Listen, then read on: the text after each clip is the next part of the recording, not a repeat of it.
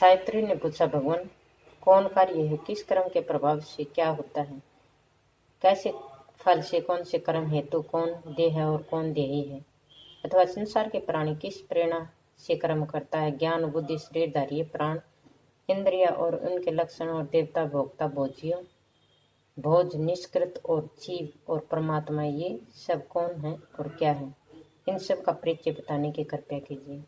धर्मराज बोले, साध्वी सावित्री, कर्म दो प्रकार के हैं, शुभ और अशुभ।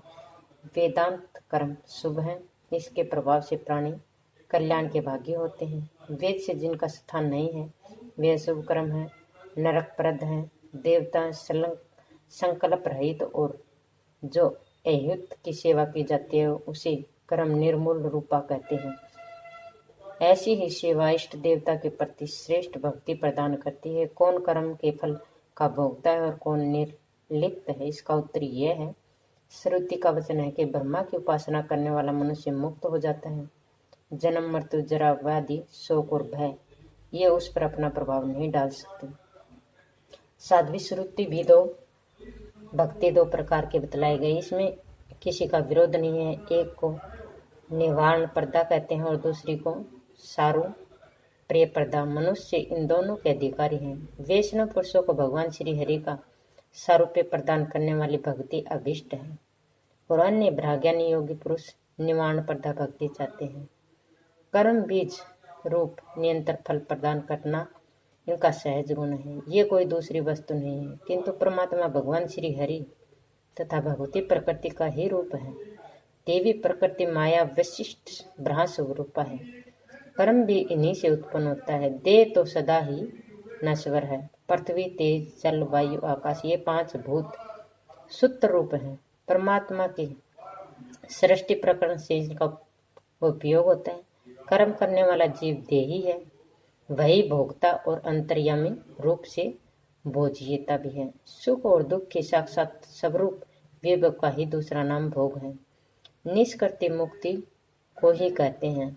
सद संबंधी विवेक से अधिकरण का नाम ज्ञान है।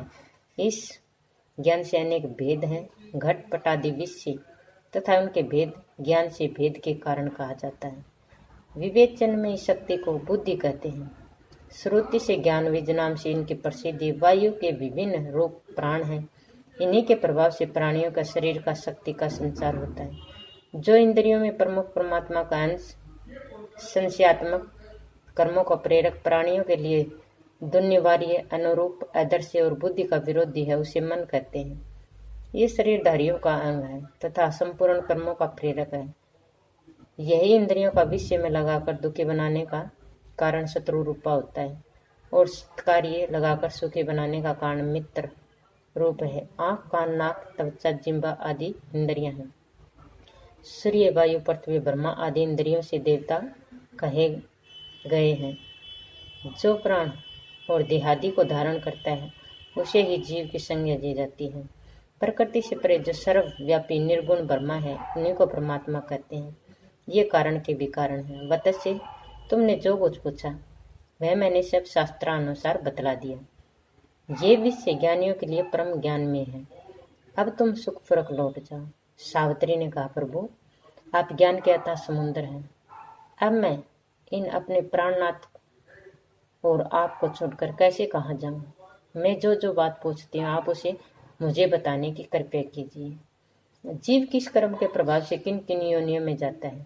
तात कौन कर्म स्वर्गप्रद है और कौन नरकप्रद है? किस कर्म के प्रभाव से प्राणी मुक्त होता है और किस तथा गुरुदेव की भक्ति उत्पन्न होने के लिए कौन सा कर्म कारण होता है? किस कर्म के फलस्वरूप प्राणी योग्य होता है और किस कर्म के फलस्वरूप रोगी? दीर्घजीवी और अल्पजीवी कौन कौन से कर्म प्रेरक हैं? किस कर्म के प्रभाव से प्राणी सुखी होता है और किस कर्म के प्रभाव से दुखी? किस कर्म से मनुष्य अंगहीन, एकाक्ष, बधिर, अंधा, पंगु, मादी, पागल और अत्यंत लोभी और चोर होता है? ये सिद्धि और श्लोक आदि मुक्ति प्राप्त होने के कारण कौन कर्म सहायक है? किस कर्म के प्रभाव से प्राणी ब्राह्मण है और किस कर्म के प्रभाव से तपस्वी? सर्वादि भोग प्राप्त करने में कौन कर्म साधक है? किस कर्म से प्राणी वैकुंठ में जाता है? भ्राण गोलोक निरार में और संपूर्ण स्थानों में उत्तम माना जाता है। धाम है, किस कर्म के प्रभाव से इसकी प्राप्ति होती है।